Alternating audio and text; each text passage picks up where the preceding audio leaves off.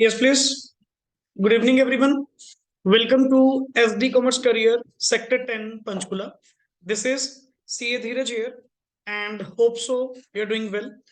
In the previous class, हम लोगों ने sir the development of three economies के regarding to topic आप लोगों का going on था about Indian economy, Pakistan economy and China economy. कुछ इंपॉर्टेंट डिस्कशंस आप लोग ऑलरेडी कर चुके हैं, जिसमें से अभी एट प्रेजेंट हम लोग चाइना की पाथ स्ट्रेटेजी के बारे में डिस्कस कर रहे थे, जिसमें आप लोगों ने अभी तक दो पॉइंट्स मेन डिस्कस किए। वन इज एक ग्रेट लीप फॉरवर्ड जो 1958 में अडॉप्ट किया गया, जिसमें मेन सर इंडस्ट्रियलाइजेशन को सबसे ज्यादा प्रमोट किया गया, प्लस एक एग्रीकल्चर में कम्यून सिस्टम को लेकर इन्होंने काफी ज्यादा क्या करी, चेंजेस करी। क्लियर।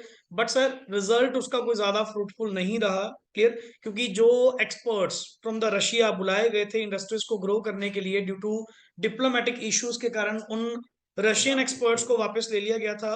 एंड इंडस्ट्रीज का रिस्पॉन्स डाउन होने से और कम्यून सिस्टम के इफेक्टिव ना होने से काफी सारी लोगों को अपनी जान चाइना में गंवानी पड़ी। क्लियर। बट आफ्टर दैट इस जीएलएफ के बाद, इस कम्यून सिस्टम के बाद, जो नेक्स्ट आगे सिस्टम अडॉप्ट किया गया, जो एक नया रेवोल्यूशन जो यहाँ पे लाया गया, that is great proletarian cultural revolution. Clear. And इस रेवोल्यूशन में जो main chairman of this Chinese communist party Mao Zedong, clear, जिसके बिलीफ, जिसके आइडियोलॉजी के ऊपर बहुत सारी वर्किंग, बहुत सारे डिफरेंसेस कंट्री को मिले, बहुत ग्रोथ भी अच्छी रिस्पॉन्ड मिली। क्लियर।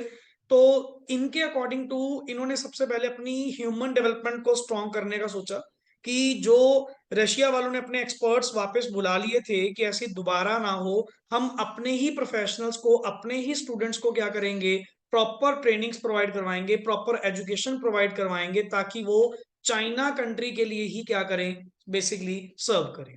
क्लियर।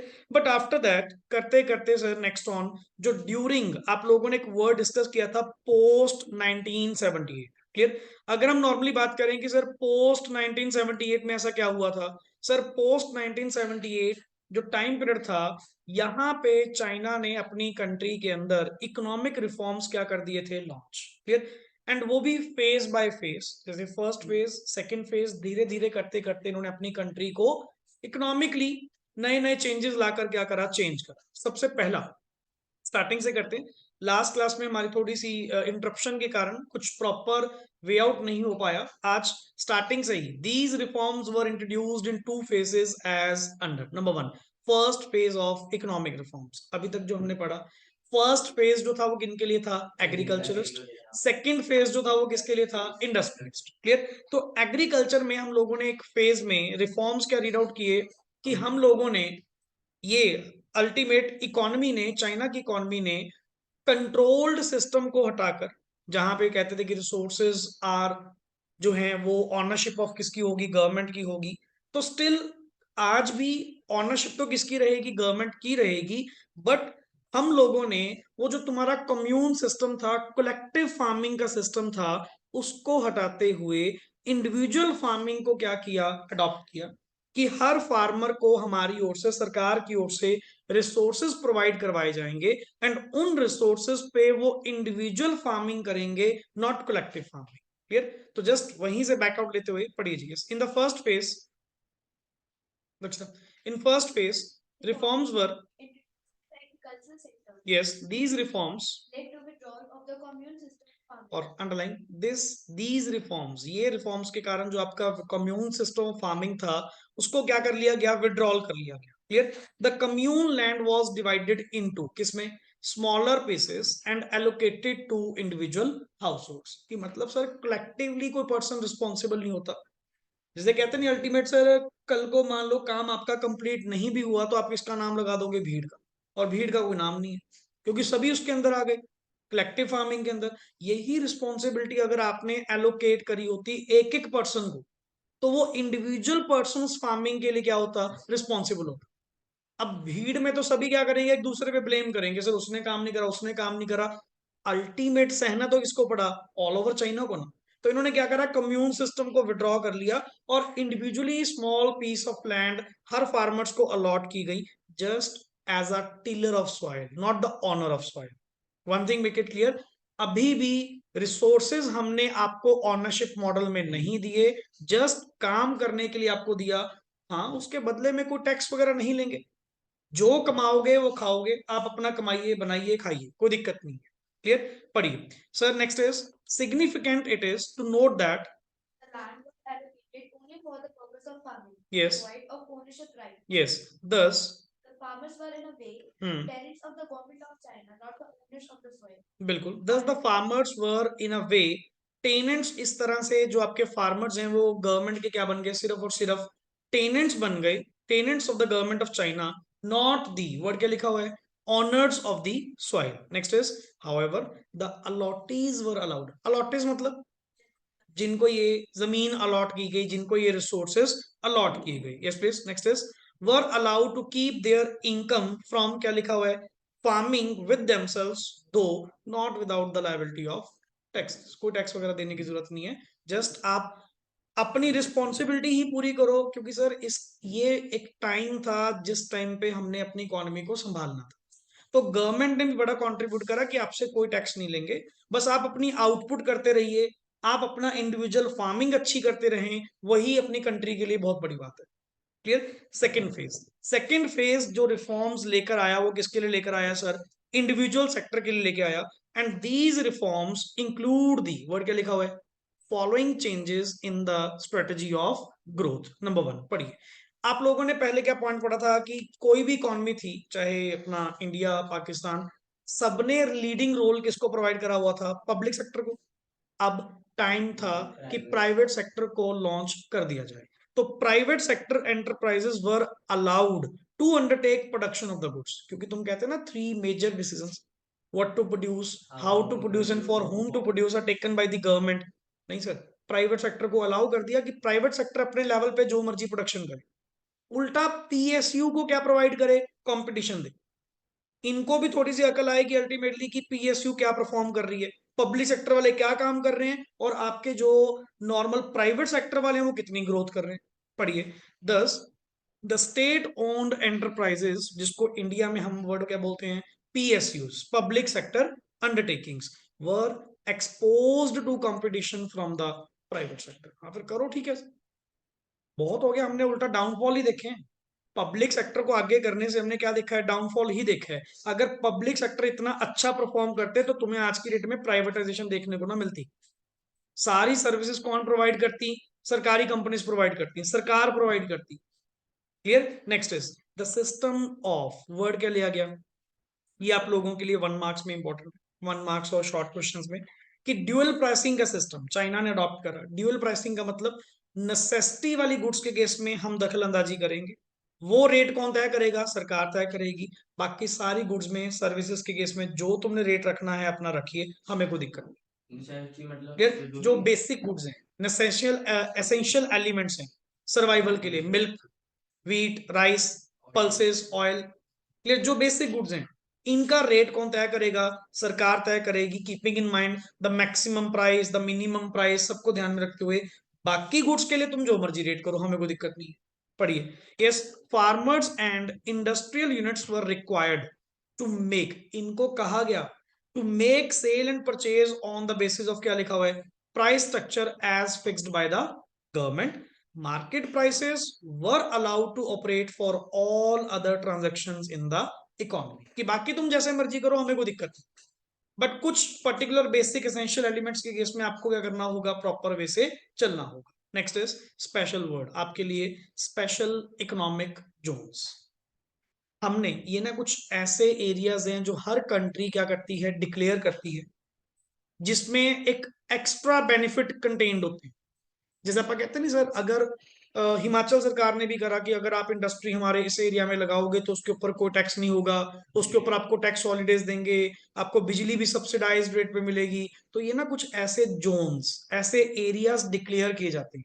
क्लियर? तो स्पेशली फॉरेन इन्वेस्टर्स को, फॉरेन इन्वेस्टमेंट को लेकर आने के लिए हमने अपनी कंट्री में, चाइना ने सबसे पहले, चाइना ने SEZ short word, special special economic zones क्या किए सर? बनाए। हाँ, नेक्स्ट आगे वो पढ़ा था वर्ड अपन। क्लियर? और इकोनॉमिक रिफॉर्म्स में यही तो अपन लेके आ रहे हैं जब आपने क्लोज्ड इकोनॉमी से क्या करा, ओपन इकोनॉमी में, तो ग्लोबलाइज्ड ही कर रहे हो ना। और ये वही खुद तो वर्ड क्या बोल रहा है कि फॉरेन इन्वेस्टर्स को अट्रैक्ट करने के लिए हमने उनके लिए स्पेशल क्या बनाए, इकोनॉमिक जोन्स बनाए कि आप अपनी इंडस्ट्रीज यहाँ पे लगाइए, इन एरियाज में लगाइए। नेक्स्ट आगे पढ़िए, अच्छा पॉइंट है। SEZ इंपॉर्टेंट मार्क कर लेना। SEZ इज एन एरिया, होता सर ये विद इन द कंट्री है, होता ये विद इन द कंट्री ही है, वेयर इकोनॉमिक रेगुलेशंस आर क्या होती हैं, different than those of in the rest of the country. कई बार तो हम पता क्या कहते हैं, कंट्री में होकर ये कंट्री का पार्ट नहीं है। समझ रहे हो कैसे?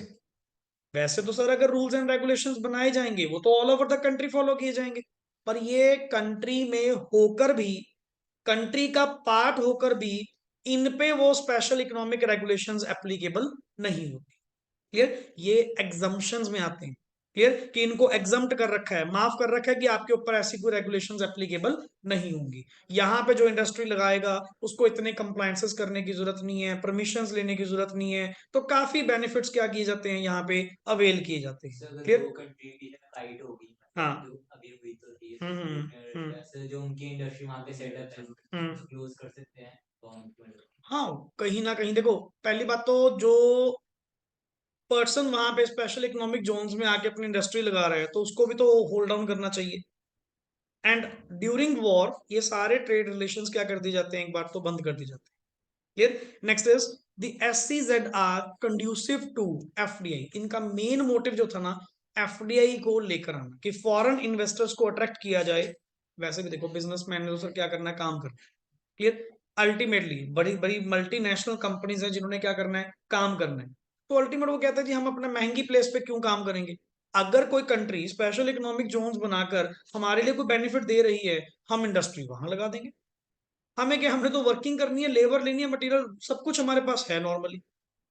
Next is the businesses operating with in an SEZ, word क्या लिखा हुआ है ये देख, get the advantages of lower tax and tariffs, main benefit, जैसे टैक्स हॉलिडेज दे देना।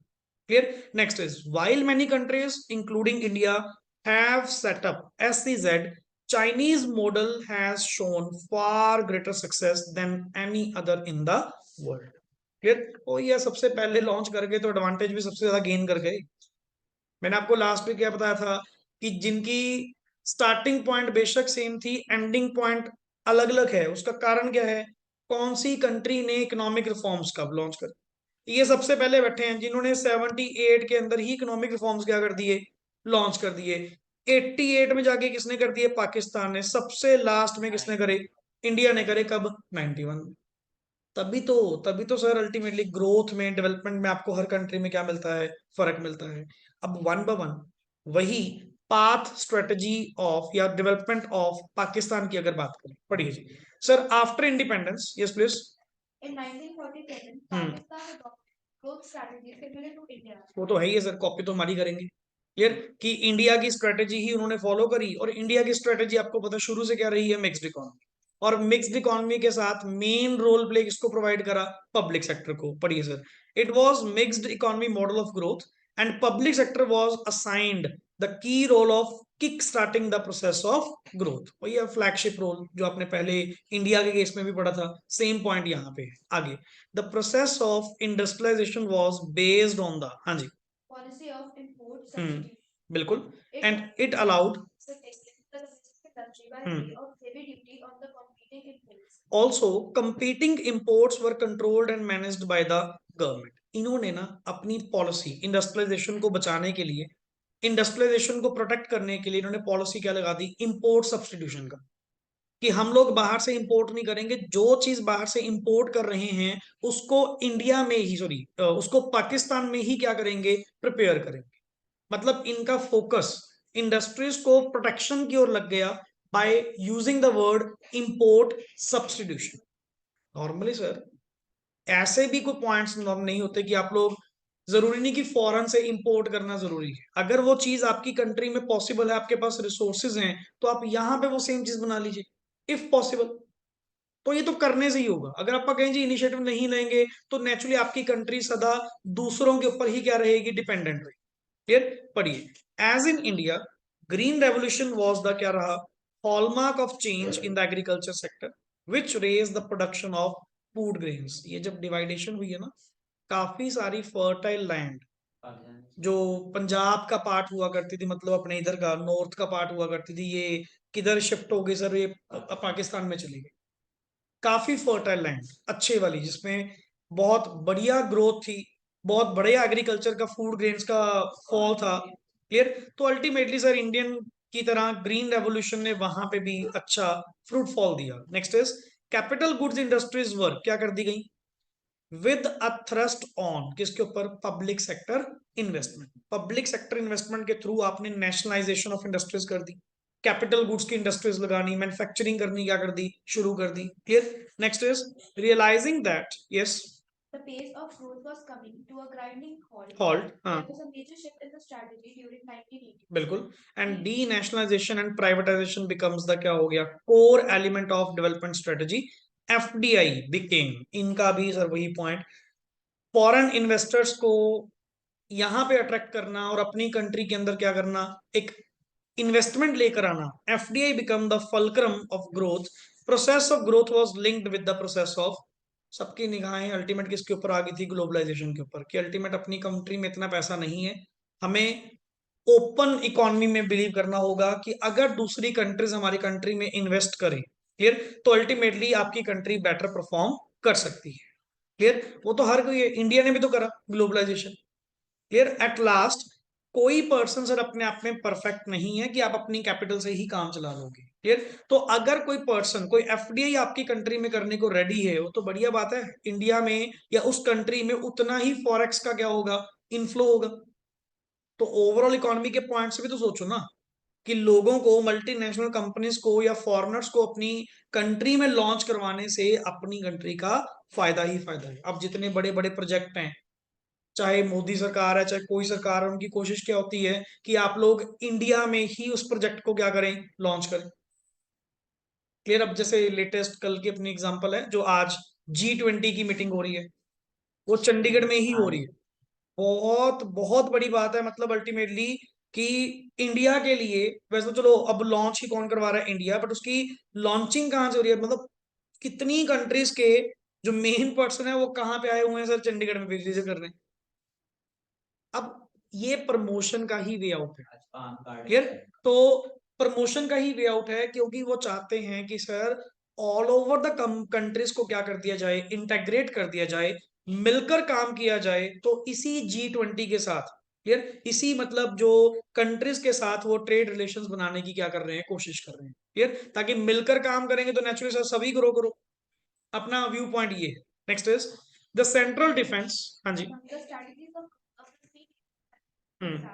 while China अब इसको ध्यान से समझ लेना, ये क्रक्स चलने की बात हो रही है, क्योंकि एक बार पाथ स्ट्रेटजी तीनों की हो चुकी, इंडिया, चाइना, पाकिस्तान, ये तीनों का क्रक्स है। सुन लीजिए, द सेंट्रल डिफरेंस, हाँ जी, among the strategy of growth of the three neighboring countries was that while in China all the national resources were under the control and command of, China में तो ये पढ़ा कि जितने रिसोर्सेज थे उनके ऊपर कमांड एंड कंट्रोल किसका था, गवर्नमेंट। नेक्स्ट आगे, in India and Pakistan on the other hand कि sir private ownership of resources को क्या किया गया, अलाउ किया गया, from the very beginning, very start से उनको अलाउ किया गया। नेक्स्ट इज, आगे बढ़िए, which is why, yes, the strategy of growth adopted by China is हाँ, termed is as termed as, China की ग्रोथ स्ट्रेटजी को नाम तुमने क्या दिया, स्टेटिज्म। स्टेटिज्म क्यों दिया, क्योंकि resources are controlled by the क्या थे, गवर्नमेंट, गवर्नमेंट की मोनोपोली थी। Clear. So complete ownership of resources by the state थे, while the strategy of growth adopted by India and China is called the mixed economy growth, क्योंकि हमने sir private ownership भी public ownership भी दोनों को mix रखा है। The central similarity, ये तो डिफरेंस था, अब दोनों तीनों में सिमिलैरिटी क्या थी, पढ़िए जी। तीनों में सिमिलैरिटी ये थी कि in all these countries ultimately इन्होंने किसको एक्सेप्ट करा, एफडीआई को as an imperative main integral element की तरह ग्लोबलाइजेशन को एक इंपैरेटिव पाथ ऑफ ग्रोथ माना ही माना। या तो हो गया अल्टीमेट तीनों ने ना माना हो, तीनों का लास्ट वर्ड क्या था कि सर ग्लोबलाइजेशन करनी पड़ेगी, प्राइवेटाइजेशन करनी पड़ेगी। मतलब हर कंट्री ने अपने पाथ ऑफ स्ट्रेटेजी के अंदर नीड फॉर इकोनॉमिक रिफॉर्म्स जताई कि अल्टीमेट सर इकोनॉमिक रिफॉर्म्स लेकर आने पड़ेंगे, नई पॉलिसीज लेकर आनी पड़ेगी। Clear? So this is the central difference and the central similarity. Clear? चलिए नेक्स्ट आगे। आफ्टर दैट यहां से टॉपिक तुम्हारा चेंज होता है जी, बिल्कुल सिंपल कॉन्सेप्ट है, जस्ट एनालिसिस पार्ट, थोड़ा ध्यान से देखना।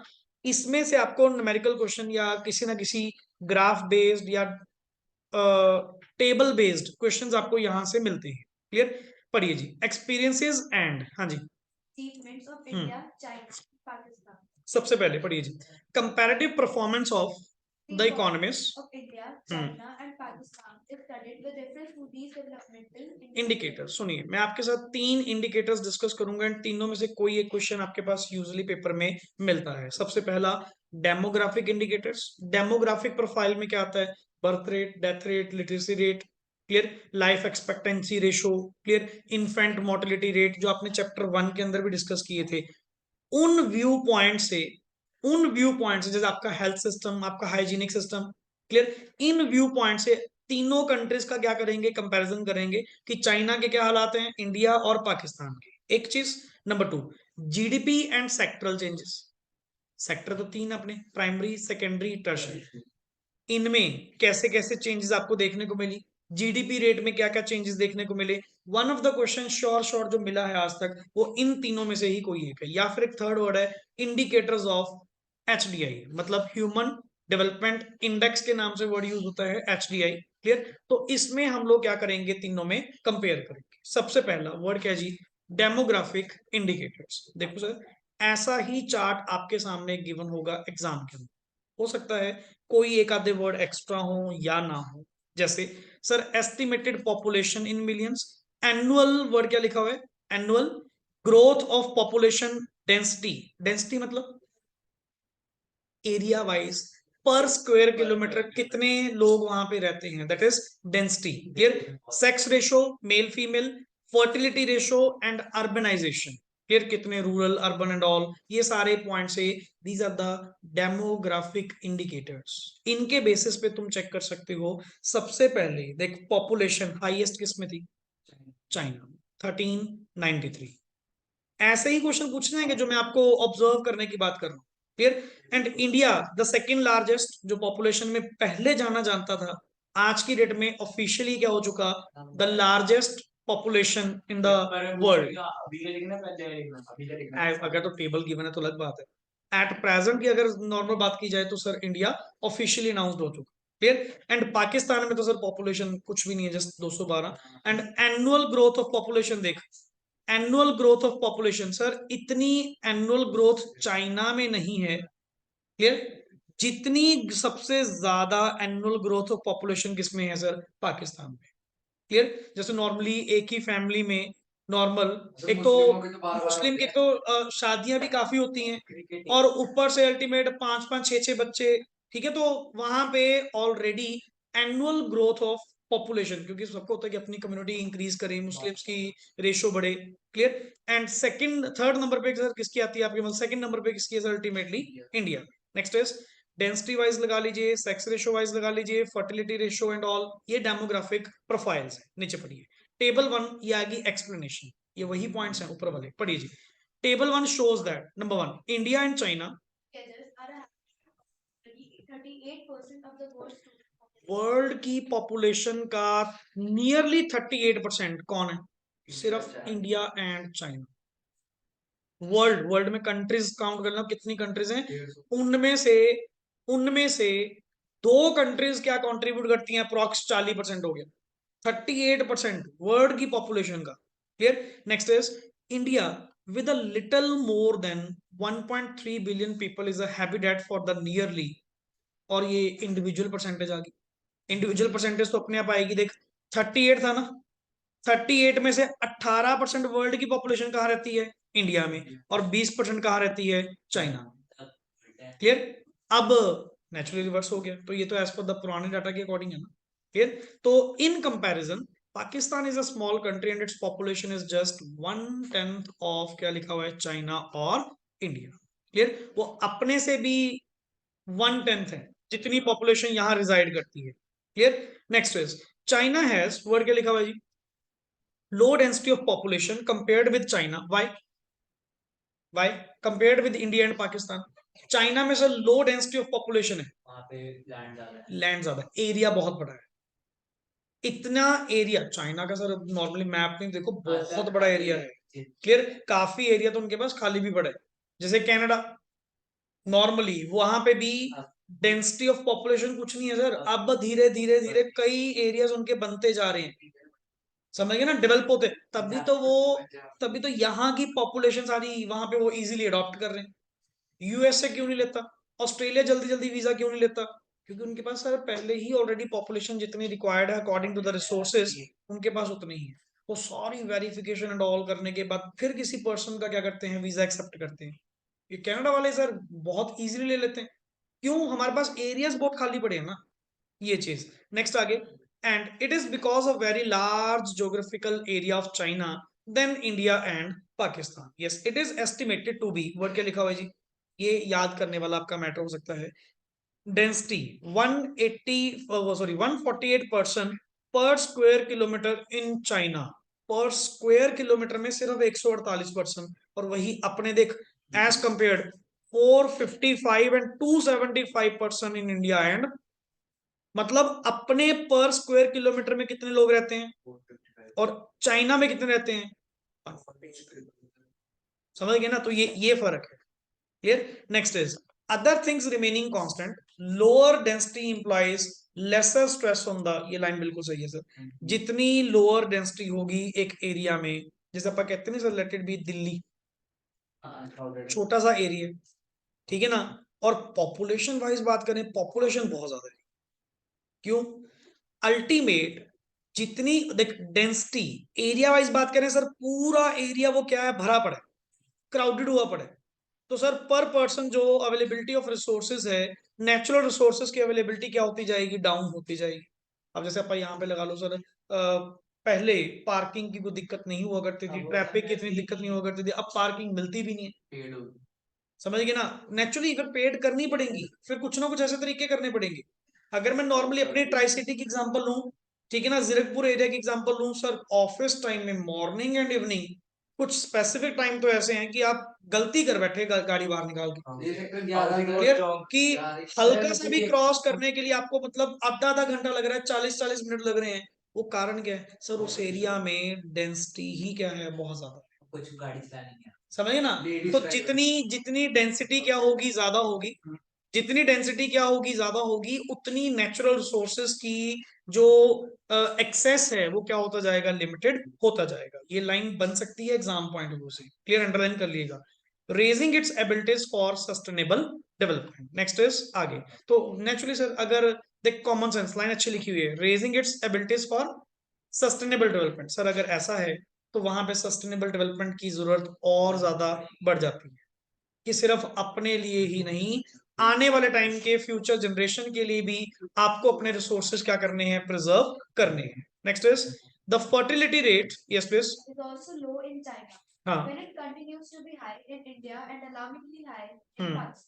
China has successfully contained its fertility rate by pursuing the policy of, क्या लिखा हुआ है, वन चाइल्ड पॉलिसी, जो इन्होंने 1979 में क्लियर अडॉप्ट की थी। उसपे अल्टीमेट 1979 में अडॉप्ट करी, 78 में क्या है, इकोनॉमिक रिफॉर्म्स आए, पॉपुलेशन का वाइड एक्सप्लोजन होने कारण, क्योंकि सर पहले से ये वर्ल्ड के हाईएस्ट पॉपुलेशन वाली कंट्री रही है ना, तो इन्होंने वो पॉपुलेशन का एक्सप्लोजन तोड़ने के लिए, कि जो मेन हमें मार पड़ रही है वो किस चीज की पड़ रही है, क्योंकि पॉपुलेशन ज्यादा है, क्लियर, इतने रिसोर्सेज हमारे पास नहीं है, तो इन्होंने वन चाइल्ड पॉलिसी के नाम से एक लॉन्च किया प्रोग्राम, क्लियर, जिसमें वन फैमिली में सिर्फ वन चाइल्ड ही हो सकता है। नेक्स्ट आगे, as a result of lower fertility rate, yes please, China has the lowest rate of growth of population. बिल्कुल, compared to Chile. and while the rate of growth of population in Pakistan continues to be alarming high, with the existing rate of growth, it is feared that the population size in India may soon exceed that in China. ये किसी time पे books में लिखा गया था, वो officially हो भी गया, clear. Next is one child policy, sir अपने आप में क्या थी, पढ़िए जी, one child policy was introduced in China in 1979 to address the issue of population explosion. Underline the word तो चाइना में लैंड का भी हाल नहीं है, की, बट उतने रिसोर्स भी तो होने चाहिए ना अपने पास। बेकार लैंड। फिर उन लोगों को लैंड अपने अपने रिसोर्स ठीक है, बट वहां पे कोई एक्टिविटी, कोई इंडस्ट्रियल प्रोडक्शन कुछ तो हो, उन लोगों को काम भी तो देना पड़ेगा, नहीं तो सरकार भी कहाँ से खिलाएगी। इसीलिए हमने पॉपुलेशन का, वैसे पॉपुलेशन का एक्सप्लोजन तो वैसे भी तोड़ना चाहिए। अपन नॉर्मली अपन वर्ड यूज करते हैं कि सर जितनी ज्यादा पॉपुलेशन होगी, आपकी जो रिसोर्स को एक्सेस करने की जो अवेलेबिलिटी है वो नेचुरली क्या होती जाएगी, कम होती जाएगी। चाइना में कम होती गई है कि इंडिया में बढ़ती गई है?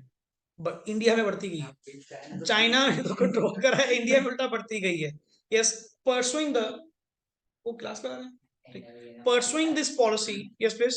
Pursuing this policy, China has successfully reduced the growth rate of population to nearly half from the 1.33% जो 1979 में था to nearly 0.46% in 2017। मतलब ये तो अपनी स्टेटमेंट्स पे रहे, इनका तो जो पॉलिसी था, जो स्ट्रिक्टनेस थी वो इम्प्लीमेंट हुई, वर्क करी। क्लियर?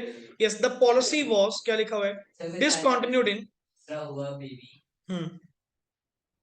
कोई नहीं, the policy was discontinued in early, but sir ये पॉलिसी 2016 में क्या कर दी गई थी, डिसकंटिन्यू कर दी गई थी, as the impact of the policy was felt even beyond, क्या लिखा हुआ है, population growth, owing to high preference for a male child, having only one girl child led to a serious social discontentment, clear, and ultimately led to a widening gap between the number of males and females in the country। क्योंकि sir naturally ये तो starting से ही रहा है, ये तो India में भी हर कंट्री में ही है कि अगर तो फर्स्ट चाइल्ड मेल हो गया, बेबी बॉय हो गया, तो अल्टीमेटली नेक्स्ट आगे वो प्लान आउट नहीं करते, बट अगर फर्स्ट चाइल्ड गर्ल होती है तो नेक्स्ट आगे वो प्लान आउट करते हैं, क्योंकि हर एक को होता है कि अपनी जनरेशन नेक्स्ट आगे जाए।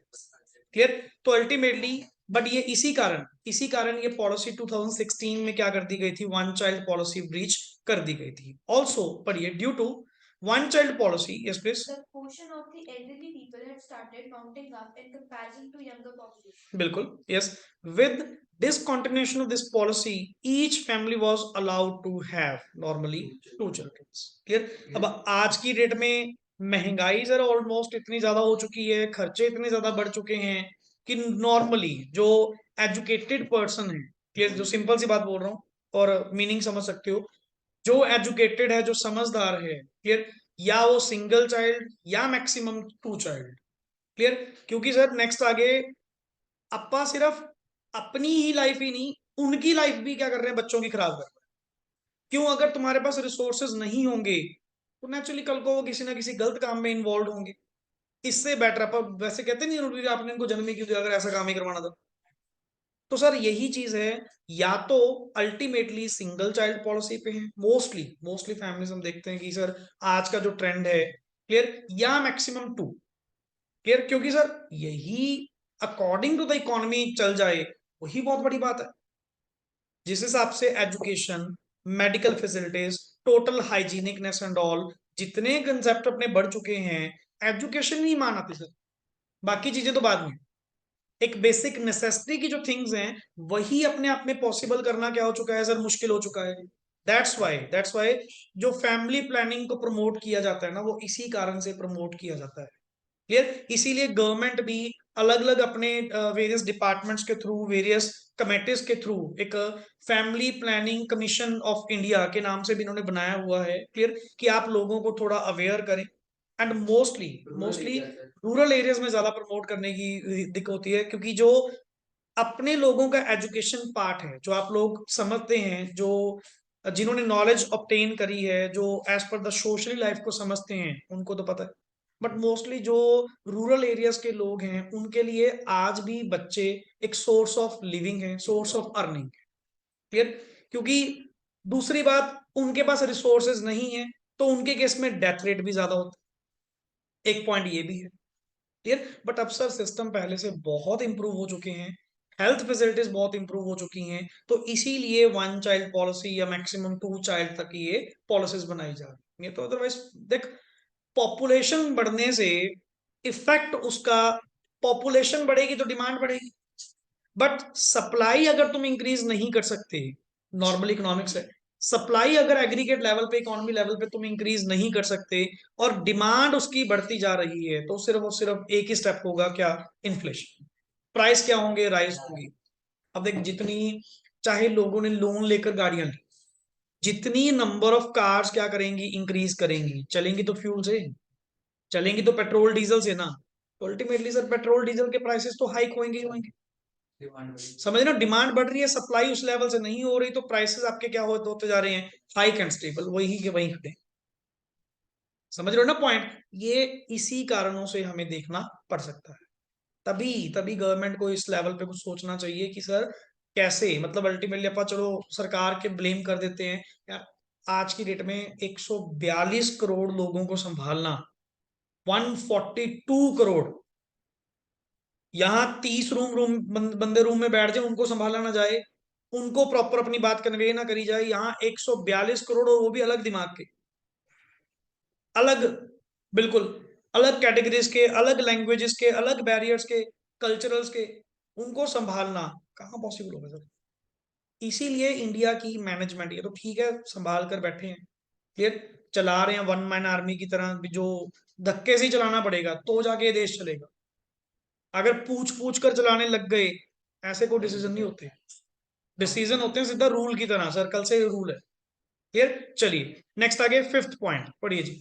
Both China and Pakistan are showing brighter signs of urbanization than India. हाँ, बट ये कि सर पहले से अर्बनाइजेशन बड़ी इंप्रूव होती जा रही है, जैसे जो खाली एरियाज हैं, जो रूरल एरियाज हैं, उन तक भी इंफ्रास्ट्रक्चर का एक्सेस बढ़ता जा रहा है। जैसे फिक्स अपनी रोड्स, प्रॉपर रोड एक्सेस होना, वाटर फैसिलिटीज, कम्युनिकेशन फैसिलिटीज, जैसे नॉर्मली सर ये बहुत बड़ी एडवांसमेंट है, चले किसी भी कंट्री के लिए या तो अपनी कंट्री के लिए लगा के चलिए, कि टेक्नोलॉजी, जैसे मान लो गांव तक जियो वालों ने अपना एक्सेस पहुंचाया, या एयरटेल जो अपनी कंपनीज है नॉर्मली जो टेली कम्युनिकेशन के अंदर हैं, कि जो कहीं पहले किसी टाइम पे शहरों में भी ना नेटवर्क्स एंटीनास के थ्रू सेट करने पड़ते थे, मतलब वो भी फिक्स्ड टाइम पे नेटवर्क आता था तो जाके टीवी आपका चलता था।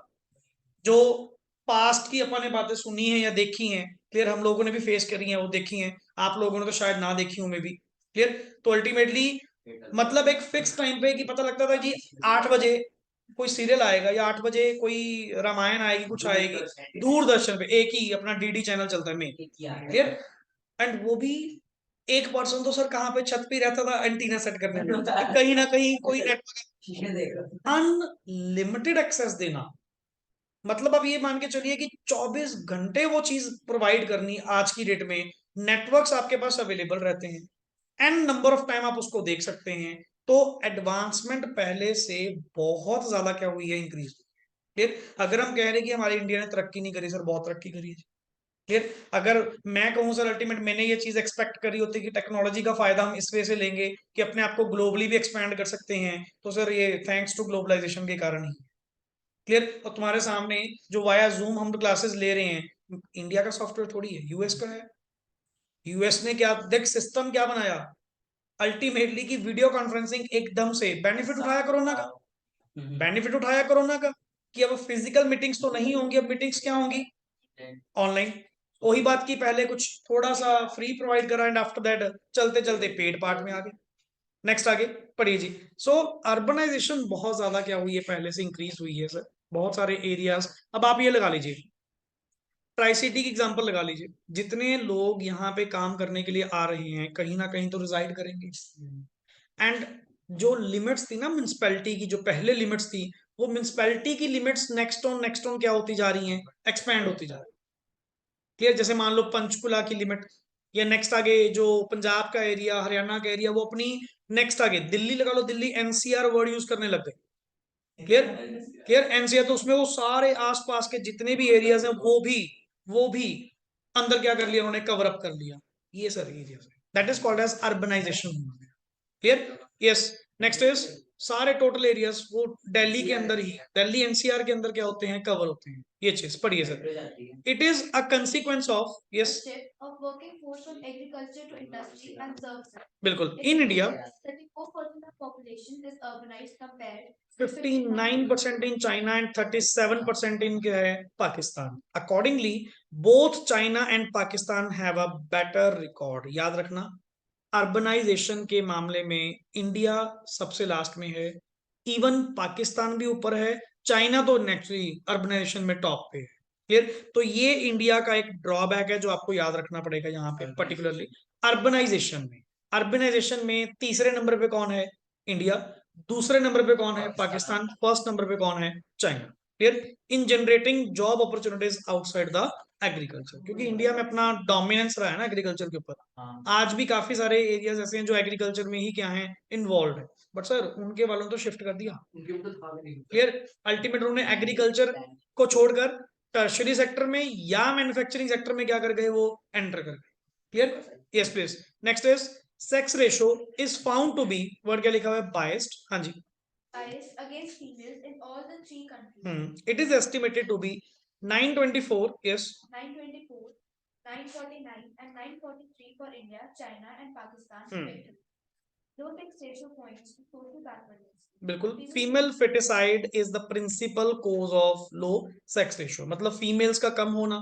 क्लियर. एंड मेल्स की प्रेफरेंस ज्यादा होना. उसका कारण क्या है? क्योंकि जो फैमिलीज हैं वो ज्यादातर मेल्स को as a first child adopt करना चाहती हैं. क्लियर. तो फीमेल्स को प्रायोरिटीज क्या होती थी? कम होती. बट आज की डेट में वही बात आ गई एजुकेशन की, आपकी सोच की. क्लियर. आपकी सोशल बैकवर्डनेस की. Ultimately clear. आज की डेट में तो सर अल्टीमेट कुछ हो, बॉय हो या गर्ल हो, सही हो वही बहुत बड़ी बात है. कोई फिजिकली डिसेबिलिटी ना हो, कोई मेंटली डिसेबिलिटी ना हो. क्लियर. वही सबसे बड़ी आप गुड लक मानते हैं इस चीज को कि जो है, देखो सिंपल सी बात है, वो अपनी किस्मत खुद साथ में लेके आएंगे जो भी हो अल्टीमेटली. बस फिजिकली ना हो, मेंटली ना हो, अपना सही हो, वही हाइजीनिक हो, सबसे बढ़िया चीज. क्लियर. ये पहले की थीम्स थी, आज भी बहुत सारे एरियाज में हैं. या अगर मैं बात करूं लिटरली अपनी यंग जनरेशन में नहीं, अपनी यंग जनरेशन में ऐसी थिंकिंग शायद नहीं है. आज भी अपने पेरेंट्स के माइंड में जो पुराने 90s के हैं अल्टीमेटली उनके स्टिल माइंड में ये पॉइंट आज भी. क्लियर.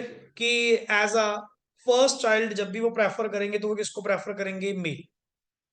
ड्यू टू उनकी सोच क्या है, सुनिए उनकी सोच क्या है कि जनरेशन नेक्स्ट आगे बढ़ती जाएगी. गर्ल आफ्टर मैरिज तो सेकंड फैमिली में चली जाएगी. क्लियर. तो फर्स्ट फैमिली नेक्स्ट आगे डिसकंटिन्यू हो जाएगी. तो जिसको आप नॉर्मली हिंदी में वर्ड बोलते हैं वंश आगे चलता रहे, कि आपकी जो जनरेशन है वो next to next to next आगे चलती रहे. इसीलिए उनकी प्रेफरेंस क्या होती है? जस्ट एज अ कि फर्स्ट चाइल्ड क्या हो, एज अ बेबी बॉय हो, एंड आफ्टर दैट गर्ल हो जाए तो कोई दिक्कत नहीं.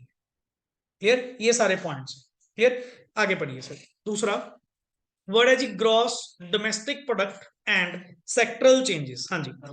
Table two presents annual growth of, word क्या जी?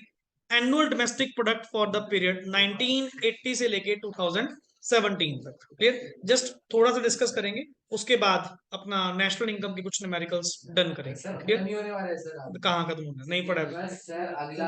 एनुअल ग्रोथ ऑफ, बस एनुअल ग्रोथ ऑफ, बस ऑफ डोमेस्टिक प्रोडक्ट. सबसे पहले सर आपने दो टाइम पीरियड डिस्कस करे हैं, 1980-90 एंड 15-17. इंडिया का ग्रोथ रेट चेक करना, 5.7 से क्या हुआ? मतलब इंक्रीज. चाइना का 10.3 से क्या हुआ? 6.8. ये एनुअल ग्रोथ रेट है. एनुअल ग्रोथ रेट मतलब चाइना ने उस टाइम पे एनुअली ज्यादा ग्रोथ करी, इन साल में क्या करी? कम करी. मतलब इनका एनुअली ग्रोथ कर रहे हैं, ग्रोथ कर रहे हैं. एक होता नहीं इंक्रीज तो कर रहा है, बट बाय इंक्रीजिंग रेट और बाय डिक्रीजिंग रेट, ये वो चीज की बात कर रहा है. एंड ऐसे ही पाकिस्तान ने वहां पे 6.3 और आज की डेट में तो डाउनवर्ड ही. क्लियर. तो खत्म. क्लियर. यस. टेबल 2. अब देख, आपने पढ़ा था टेबल के नीचे हमेशा कोई ना कोई सोर्स लिखे होते हैं कि डाटा कहां से लिया गया. ये चीज पढ़िए. Table 2 offers the following observation. सबसे पहले Size of the economy. हाँ जी, size of the economy. China is the second largest economy in the world with its GDP at nearly $22.5 trillion. जैसे मिलियन, बिलियन, ट्रिलियन. नेक्स्ट आगे. Clear? गाना कुछ भी लिख देना। मिलियन में 6 जीरोस होती हैं, बिलियन में 9 जीरोस होती हैं, ट्रिलियन ट्रिलियन में 12 जीरोस होती हैं। मतलब इतने ज्यादा, ठीक है ना? तो ultimate end at 9.03 trillion India's GDP जो कि चाइना की टोटल जीडीपी का कितना परसेंट है? 41। मतलब सबसे हाईएस्ट तो कौन है? चाइना ही है, the second largest world in the GDP में मामले में। क्लियर? आपका तो मतलब चाइना का नेक्स्ट आके 41% है। तो लैंड भी तो कम है। क्लियर? वही बात, रिसोर्सेज की बात आ गई। इंडिया में clear? Yes, Pakistan GDP is 0.94 trillion रफली। ये इंडिया की जीडीपी का 11% है। चाइना के तो point मतलब सबसे टॉप पे कौन था? चाइना की जीडीपी का 40 या 41% कौन है? India. Clear? India. And India की 11% के बराबर कौन है? पाकिस्तान। Clear sir? कुछ चार्ट या डाटा आप लोगों के पास इस वे से है, पढ़िए, ये याद करने जी, याद करना पड़ेगा। ऑफिशियल है ना ये ऑफिशियल है, हाँ जी। पर ये पुराने साल का नहीं, इस साल को याद नहीं करना पड़ेगा। अगर गिवन होगा तो, अदरवाइज स्टार्टिंग में अगर आपको लिखने के पास पॉइंट आया तो आपको ये मेंशन करना है। Clear? Growth rate of GDP पढ़िए जी, हाँ जी। During 1980 to 90, हाँ, ये जो आप लोगों का ग्रोथ रेट है, ये आपको जो ऊपर बॉक्स गिवन था उसी में से डाटा गिवन है, पढ़िए। During 1980-90 China maintain an average कितनी थी? 10.3, वाइल इंडिया और पाकिस्तान की कितनी थी? 5.7 और 6.3। मतलब स्टार्टिंग में, तो उल्टा नहीं लिखा। अरे क्या, ये देखा, ये 1980-90 की बात कर रहा हूं मैं आगे। क्लियर? नेक्स्ट आगे, note here that Pakistan was ahead of, उस टाइम पे पाकिस्तान अपने से ज्यादा था। क्लियर? 6.3 पे था वो during this time. However during 15-17 growth rate of China and Pakistan दोनों ही क्या कर गए? Decline. And India increase, word क्या लिखा हुआ है? Experienced a mild increase. मतलब उनसे तो बेटर परफॉर्म ही कर रहे थे। अगर चेक करना चाहो आपके सामने, ये देख, 6.8 इसका है चाइना का एनुअल ग्रोथ, 5.3 किसका है? चलो ये तो डाउन है ही है, but still India and China के अंदर भी आपको क्या मिला? डिफरेंस मिला। इसीलिए हाईएस्ट आज की डेट में ग्रोथ रेट किसका है सर? इंडिया का। सेकंड किसका है? चाइना का। एंड थर्ड किसका है? पाकिस्तान का। हुआ कॉन्सेप्ट क्लियर? क्लियर? तो अल्टीमेटली ये कुछ डिस्कशन पॉइंट्स थे and reasons for the slow down. ये इकोनॉमी के अंदर हम नेक्स्ट क्लास के अंदर क्या करेंगे? डिस्कस करेंगे पार्टली, थोड़ा थोड़ा पार्ट हम क्या करेंगे? चलते रहेंगे। Is that clear? Okay जी, thanks a lot and rest we will do in the next part. next part.